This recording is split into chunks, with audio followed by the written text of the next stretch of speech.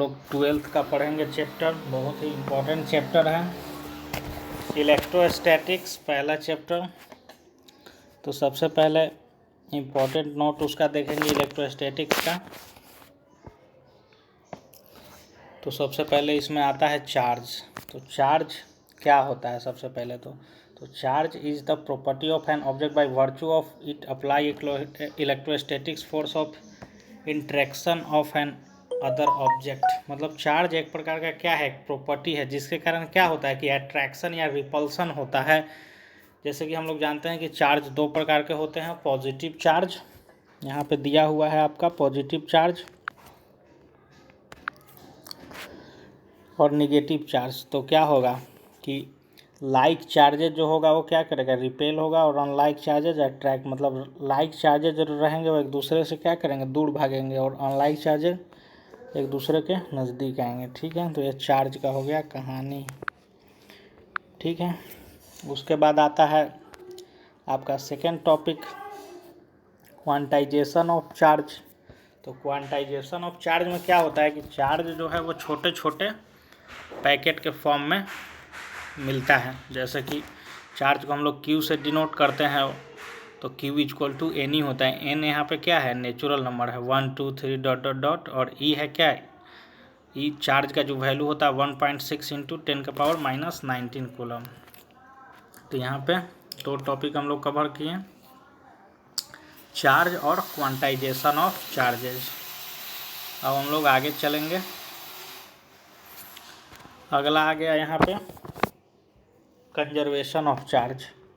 तो कंजर्वेशन का मतलब है कि कोई भी चीज़ ना तो क्रिएट किया जा सकता है ना तो डिस्ट्रॉय किया जा सकता है, सिर्फ वो neither created nor be destroyed but only transfer from one two another object. मतलब एक जगह से दूसरे जगह पर उसको ट्रांसफ़र शिप कर सकते हैं। तो चार्ज के केस में भी यही होता है, चार्ज को ना तो बनाया जा सकता है ना तो डिस्ट्रॉय किया जा सकता है, सिर्फ एक जगह से दूसरे जगह उसको ट्रांसफॉर्म किया जा सकता है। ठीक है, उसके बाद आता है कूलम्स लॉ ऑफ इलेक्ट्रोस्टैटिक्स, जो कि बहुत ही इम्पोर्टेंट है। इलेक्ट्रोस्टैटिक्स लॉ जो कूलम्स ने दिया है, तो इसके अनुसार जो होता है, सबसे पहले हम आपको बता देते हैं कि जो इलेक्ट्रोस्टैटिक्स फोर्स होता है F equal to 1/4πE0 Q1 Q2/R² होता है। ठीक है, 1/4πE0 Q1 Q2/R² होता है। देखिए यहाँ पे दिया हुआ है F equal to 1/4πE0 Q1 Q2/R²। तो इसका मतलब यही होता है कि सबसे पहले क्या होता है कि F is directly proportional Q1 Q2, उसी तरह से F is directly inversely proportional R², और दोनों को मिला देंगे तो क्या हो जाएगा, दोनों को मिला देंगे तो F इक्वल टू हो जाएगा Q1 Q2/R² हो जाएगा, और एक आएगा 1/4πE0। तो वही यहाँ पे लिखा गया है 1/4πE0 Q1 Q2/R²।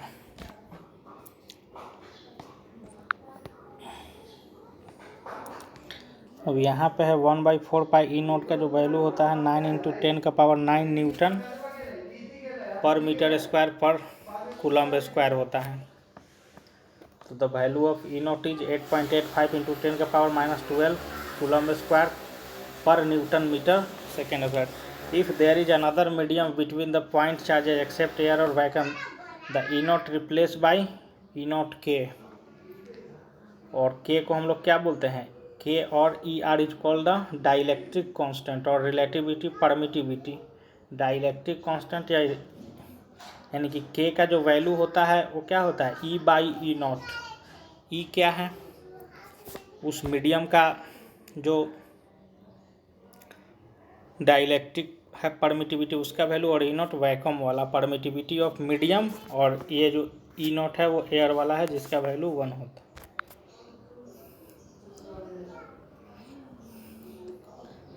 उसी तरह से कूलम्ब्स लॉ को वेक्टर फॉर्म में लिखा जा सकता है, कुछ नहीं करना है उसमें।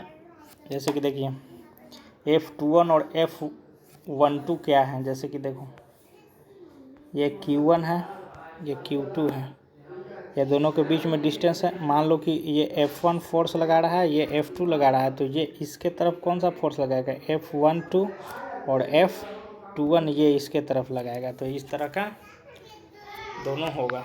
तो उसी तरह से यहाँ पे दिया हुआ है F21 इक्वल टू क्या दिया हुआ है 1/4 pi E0 Q1 Q2 by R square. एक यहाँ पे यूनिट वेक्टर R से मल्टीप्लाई कर रहे हैं जो कि डायरेक्शन बता रहा है।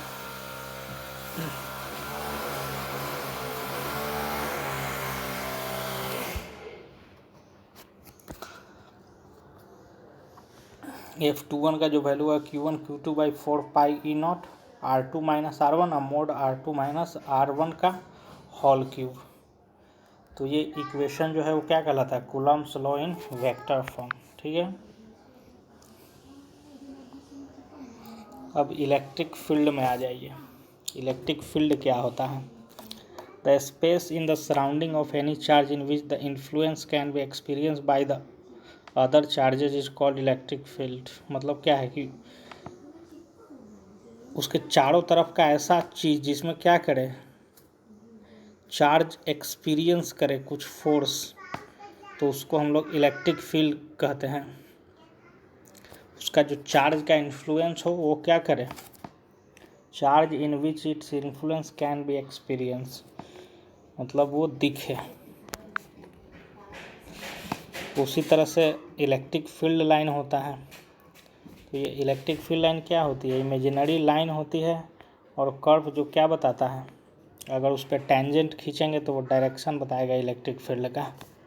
जैसे कि ये एक इलेक्ट्रिक फील्ड है तो यहाँ पे एक टेंजेंट खींचे तो ये इसका क्या बताएगा, डायरेक्शन बताएगा।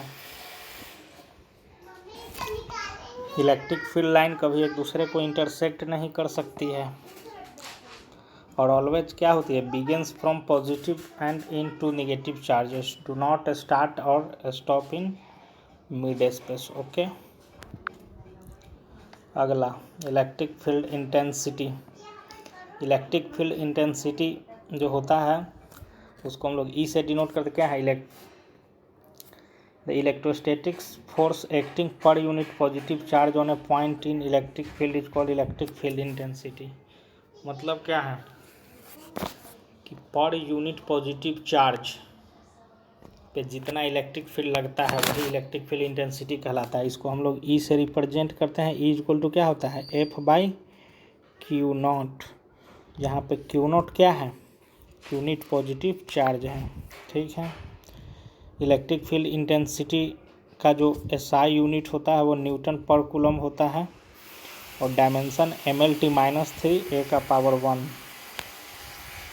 mlt-3 A का पावर 1। ठीक है।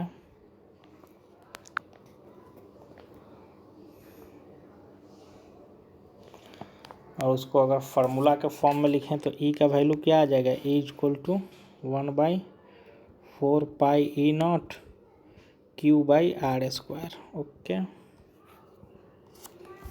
जो कि यहाँ पे दिया हुआ है आपका।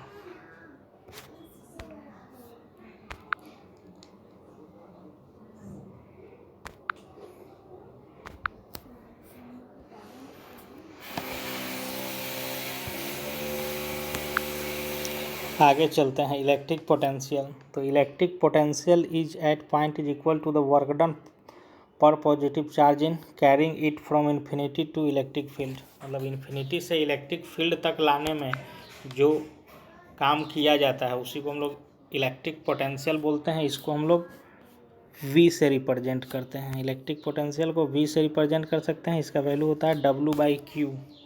SI unit joule per coulomb, इसका SI यूनिट होता है joule per coulomb.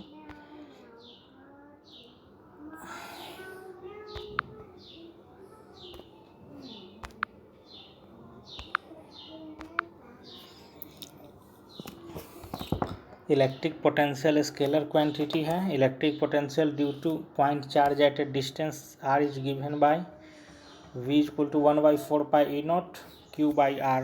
V equal to क्या हो जाएगा, 1/4 पाई E0 Q/R। ठीक है, जो कि हम लोग को लगता है कि लगभग दिख रहा है किसके टाइप से, इलेक्ट्रिक फील्ड टाइप से दिख रहा है। ठीक है, आगे बढ़ता है। अब आ गया इंपॉर्टेंट टॉपिक इक्विपोटेंशियल सरफेस। तो इक्विपोटेंशियल सरफेस वैसे सरफेस को बोलते हैं जहाँ पे हर एक पॉइंट पे उसका जो चार्ज का वैल्यू डिस्ट्रीब्यूशन है वो इक्वल रहे, मतलब उसका पोटेंशियल का जो डिस्ट्रीब्यूशन हुआ है वो इक्वल हो। Equipotential surface is an imaginary surface joining the point of the same potential in an electric field, so we can say the potential difference between any 2 points on an equipotential surface is zero. The electric line of force to each point of an equipotential surface are normal to the surface. The electric lines of forces so each point of electropotential, मतलब क्या बोल रहा है कि वैसा कोई surface जहाँ पे सब जगह इक्वल अमाउंट में वैल्यू हो तो उसको हम लोग इक्विपोटेंशियल सरफेस कहते हैं। पोटेंशियल का वैल्यू अगर इक्वल हो तो इक्विपोटेंशियल सरफेस प्लेनर हो सकता है, सॉलिड हो सकता है। Electric field is always perpendicular to equipotential surface. Equipotential surface due to isolated point charge is spherical. Equipotential surface are planar in uniform electric field. Equipotential surface due to line charges is cylindrical. Electric lines of forces. Electric lines of forces are imaginary line drawn from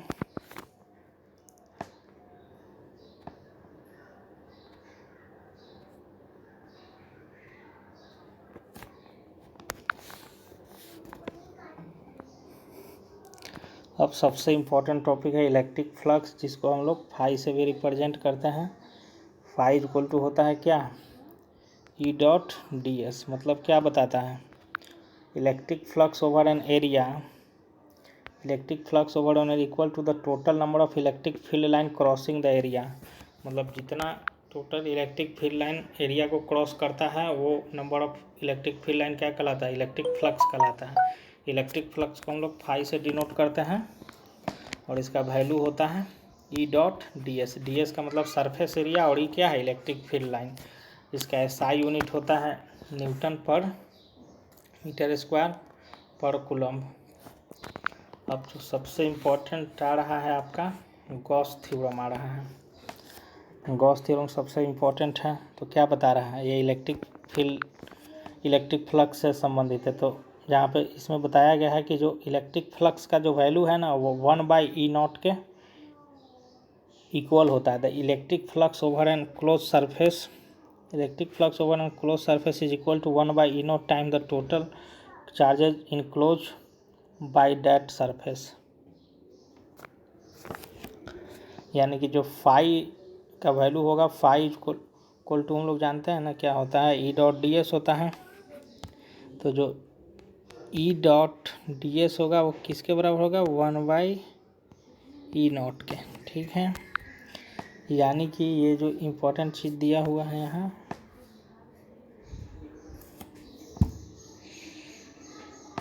total flux linked with whole Q is Q/E0. Electric flux linked with one phase of Q is Q/6E0.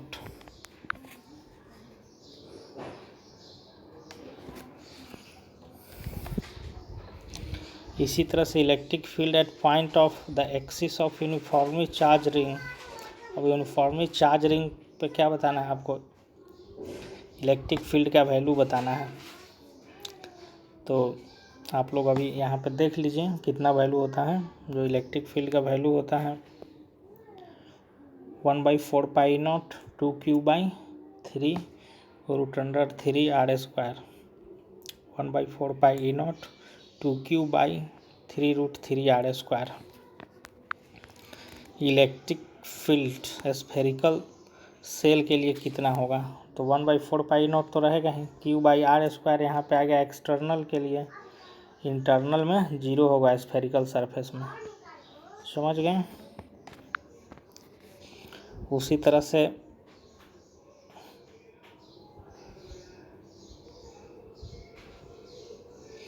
Non conducting sphere के लिए electric field intensity कितना होगा 1/4π0 Q/r²। Electric potential 1/4π0 Q/r। Electric field intensity, electric potential, बहुत important formula है, सब देखते जाइए।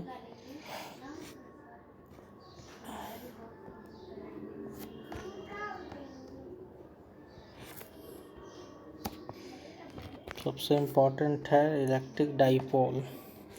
तो इलेक्ट्रिक डाइपोल जैसे कि क्या होता है ना कि दो इक्वल मैग्नीट्यूड में लेकिन अपोजिट, एक माइनस क्यू है एक प्लस क्यू है, दोनों के बीच का डिस्टेंस कितना है, मान लीजिए कि 2a है, ठीक है। तो ये क्या बनाता है, इलेक्ट्रिक डाइपोल बनाता है। इलेक्ट्रिक डाइपोल मोमेंट इसी को बोलते हैं। तो इसको P से रिप्रेजेंट करते हैं। इसका वैल्यू होता है क्यू इंटू बीच का जो डिस्टेंस है 12, वो क्यू मतलब कोई एक चार्ज और उसका बीच का डिस्टेंस 12, ठीक है। इसका SI यूनिट होता है coulombs per metre, electric dipole का SI यूनिट।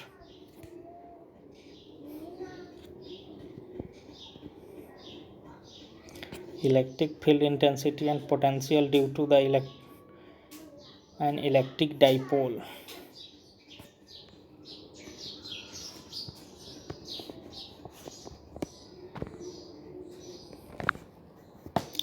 तो आगे आपको बाद में बताया जाएगा, आज यहीं पे ख़त्म किया जाता है।